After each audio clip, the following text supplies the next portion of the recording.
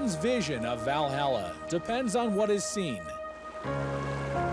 For it is all here, to be imagined.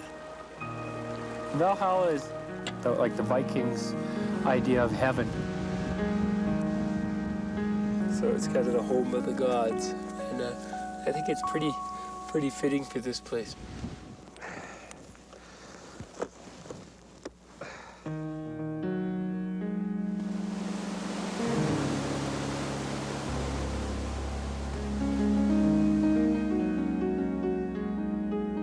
Valhalla's vertical world beckons the visitor to take in the view. Imagine the view this guy in the helicopter is getting right now. It's a park as varied as the Vikings who envisioned it. What makes a Valhalla as unique is the fact that it's a protected land unit that extends right from a valley bottom to alpine meadows, you know, and peaks. It's got everything. From lake shore at 1,800 feet with hemlock cedar forest. As you come up higher, it's got big mid-elevation lakes. Then you've got your subalpine and alpine tundra.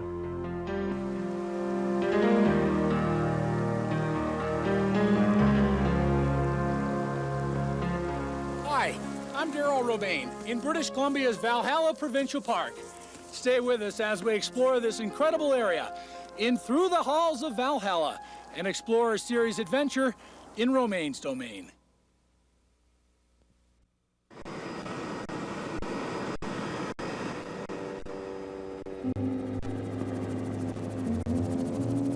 They're called the Mulvey Group, a collection of peaks famous with mountain climbers the world over. While these towering walls put Valhalla on the map, they're only high points in a vast range of rock.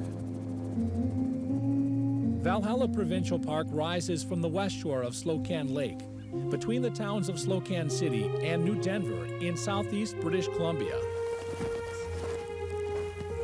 To come here is to open the door on a mountain world where the window frames the ever-changing scene outside.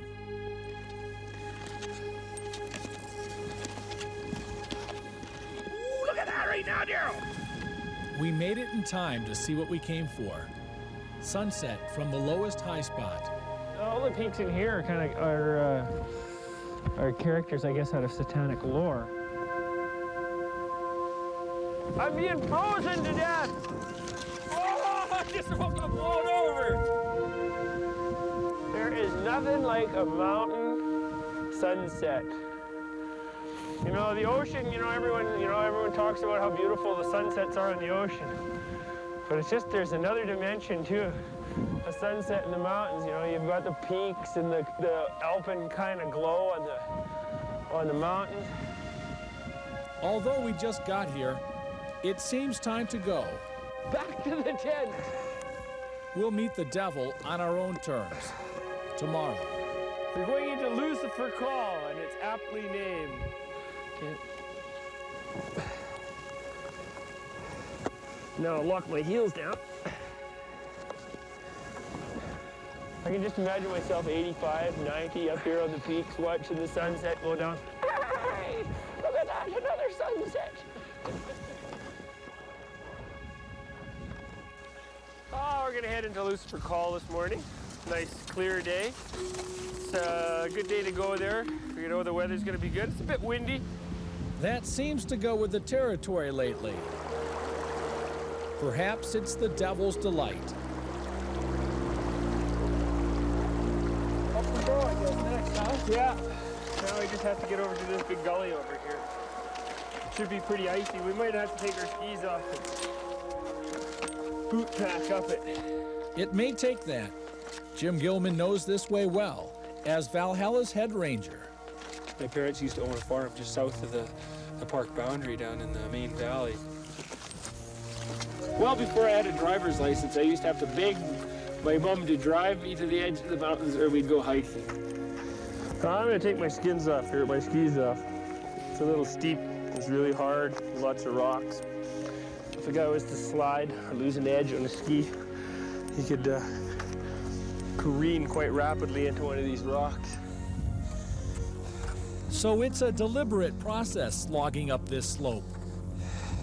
But soon we're back out in the open on skis. Yeah, no matter how many times I come up here, when I'm at the bottom, it never seems as far to the top as it is when I'm halfway up. So it's time for a rest stop and a look around. Gwillem Meadows is, you know, as a backcountry area, at present is the most popular area in the park. And yeah, you could, even with a family, be in here in a day quite easily. In most areas of the park, you can go without running into other people. And that's a thing to be cherished these days with increasing populations. From this solitary spot, the renowned Mulvey Basin can be seen in the not-so-distant sky. Traditionally, it's been more popular with the climbers than any other group. Probably always will be, you know, because it just spreads through climbing magazines and word of mouth. Oh, you know, I went to this wild little climbing spot called Mulvey Basin. We'll go there after the snow melts. For now, Lucifer Coal looms large. It belies its real nature on a day like this when it's sunny and warm and beautiful. But if you've ever seen it when the lightning's blasting the rocks off either side of the peaks, and you can't see 3 feet in front of your face. Yeah. I remember trips like that through there. The top. It's been a tiring 1,500-foot climb. Yeah. But we're here, on the long ridge leading to Lucifer. I'm just gonna take a peek and see what this will be like to ski down. Goats have been here, it can't be half bad. This is one of the more popular climbs in the park, is to come to this col and the col that we were in yesterday. That's in the summertime. Skiers are few and far between. The amount of terrain is quite limited because most of the good faces to ski, you know, are quite prone to avalanche. So it makes sense to leave Lucifer alone. It's a place that, you know, you kind of stay as long as you feel welcome.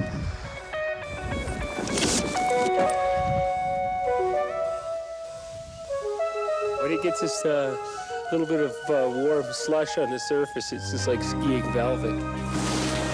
It's soft and sweet.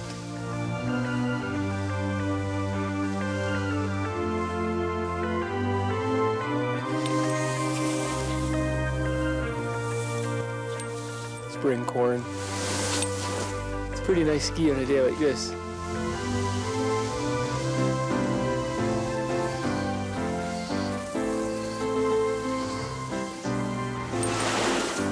Just a nice relaxing ski down the mountain.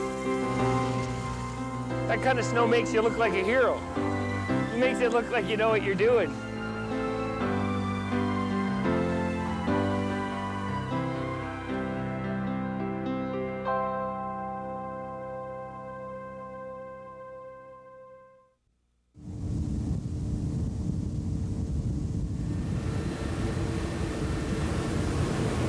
Sandy Beach.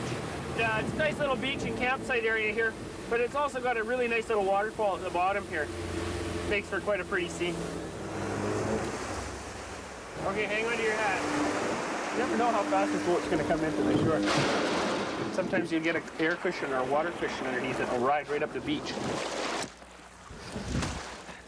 It's a perfect landing, and the beach is all ours. No one here. We'll be later today, that's for sure. We're out pretty early.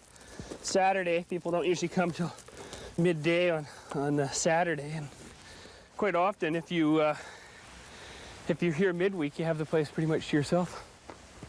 It'll be gorgeous up here. We'll take a stroll to the falls, then backtrack to the beach.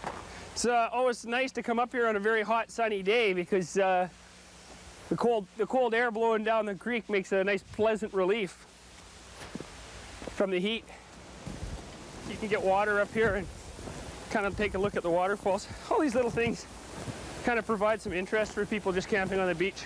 Keep kids busy. Summer has come to Valhalla. Snowmelt rushes down Wee Sandy, leaving the forest and the falls behind for one last tumble on the shores of Slocan Lake. Yeah, there's 6 major drainages like this one. Actually, some a little bigger than this. And and most of them have these little outflow deltas and waterfalls at the bottom just because of the nature of the valley. So usually quite close to the bottom of where you land on the beach, there's a waterfall.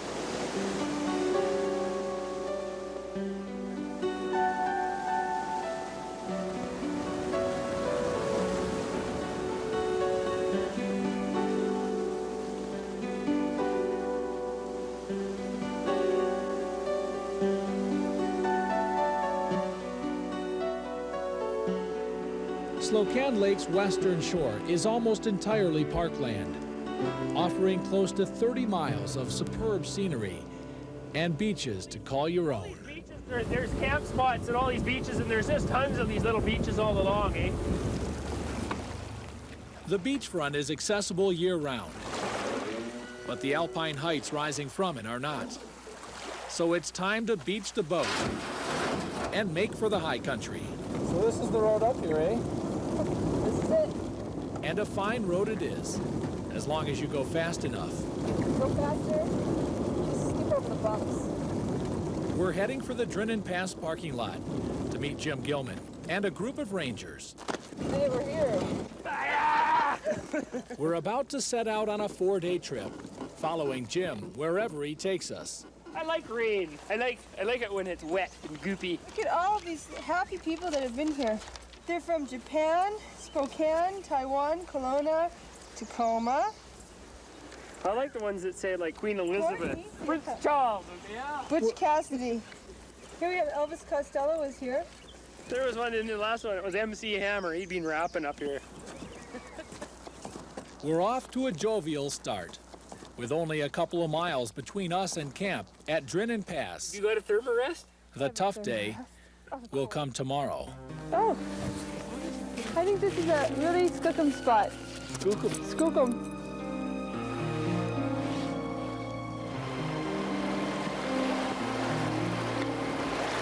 So we're gonna cut off the trail and go down along through the trees over here along to the ridge. It's the start of a bushwhack that will take us around the Devil's Range. Our goal is to reach Coven Lakes tonight, surviving the bugs and the boulder fields. Whoa! The trick in this stuff is just to keep on moving. It's kind of like riding a bike. Whoa! We do it with a smile on our face, Whoa! knowing the rewards that await those who make it. Slippery. You all right? Yeah. Yeah. Go all the way down. I love these creeks up here. They just like power down all the way down. Lots of power. We're on our way down too, to Coven Lakes. Rest, camp, and a new day. We got a little bit of a soul problem. I'm gonna buy a new pair of boots. In the meantime, MJ will have to make do, because we're going out to do a little exploring. Oh, we're just gonna head out for a day's walk into the meadows, the upper meadows, and maybe play around on some of the gullies up to the ridge top. So we hop to it and head up to see the high views and the places the natives frequent. These are goat tracks. This is a big goat, probably, by the looks of it. It's a little hard to tell because when the tracks are made, the snow tends to melt them out, and they look a lot bigger than they really are. He probably came out of the pass from the other side by the looks of it. That's the pass we're going over tomorrow. Since we're here, we'll take a look at it. I don't always trust Jim's assessment of situations. Well, it'll look like we'll get down here no problem. As a matter of fact, just hopefully it doesn't get cold overnight. If it's cold overnight, we'll have a hell of a time getting down here. Time will tell. For now, we'll take the goat road to the top of the Devil's Range. You can see all the traction here? When you walk around these mountains, you feel like a flea on its back, eh? There's no question about it. You're just so insignificant. You're nothing. You're just something that this mountain could shrug off its back in a second. The mountains are so strong and empowering. It's rejuvenating. Yeah, there's always something there, some challenge. It's full of challenge out here. We'll take it all in one last time and savor our moments in the Coven Lakes Basin.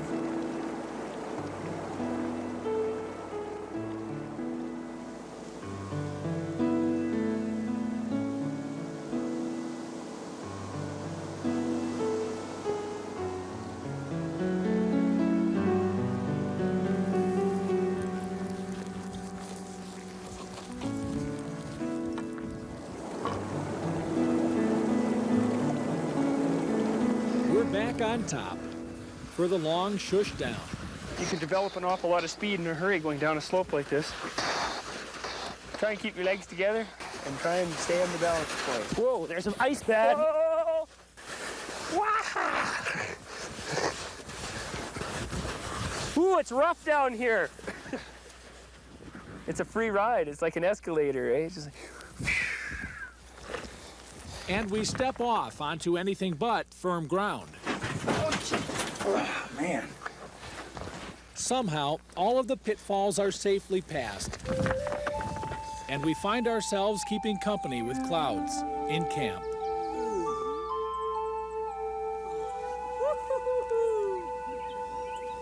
It's morning.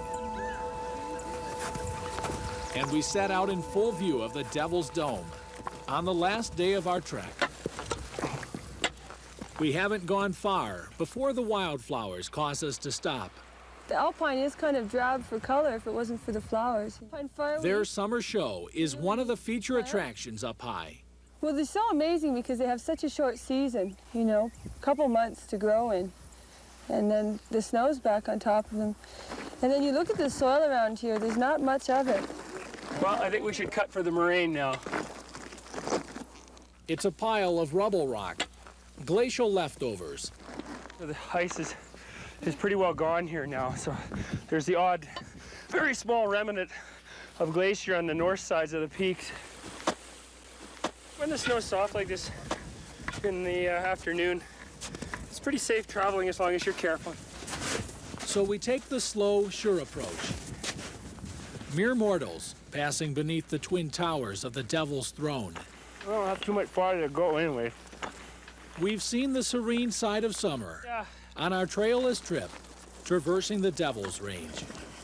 Sure is nice to be back to Gwillem Lakes.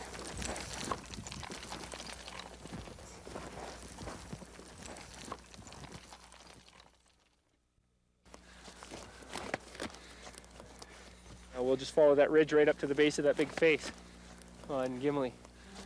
So we disappear into the bush on our way to see summer's last light glowing on Gimli. It's a creature out of Norse mythology. I believe it's a sea monster, actually. As the mountain devours the day, we step closer to witness the change of the seasons on the peak guarding the entrance to the Mulvey Basin. It is kind of like the last final flag of summer here. Especially when a clear night, full moon, sunset, 8,000, almost 8,500 feet on a mountain peak. Jim Gilman leads us on one last trip to the end of summer, autumnal equinox, the night the full moon meets fall. Whoa, look at that. I think it's time pretty soon to camp because it's getting cold.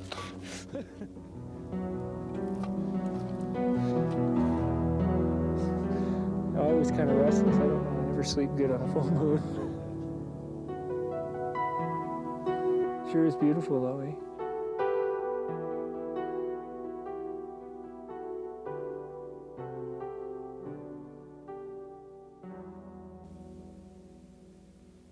The new day will now be shorter than the upcoming night as we head towards winter.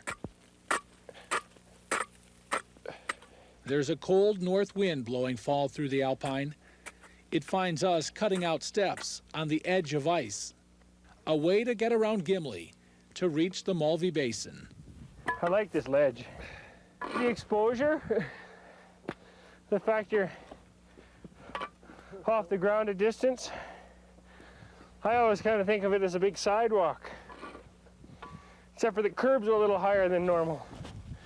So we'll keep on with our Sunday stroll, following the path of least resistance. And this is the easiest way to get into Mulvey. It's the only safe way to get down from that col over there. If you head straight down below the col, you can get into serious trouble on some rock slabs.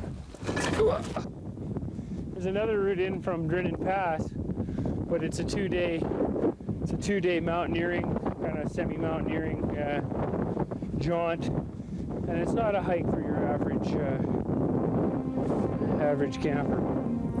Those withstanding the wind, defeating the dangers of passage, are justly rewarded for their efforts. For the bottom of the Mulvey Basin is a place to rest in the shelter from above. Any problems you might have in life just seem to evaporate. The relief, you know, the topography is pretty nice just for viewing, and the lakes, all the little waterfalls. But what draws a lot of people here is the climbing. The rock faces are really good, especially on the peak that we just came underneath the side of. Gimli, Dag, and Asgard are just really good quality stone. So they offer some very big faces, so that's what the rock chalks are here about. Everyone has their own reason for entering the halls of Valhalla, where one's vision depends on what they see. I sometimes have a vision of myself, a gray-haired old man walking around in the mountains. And whether that'll come to pass, God knows.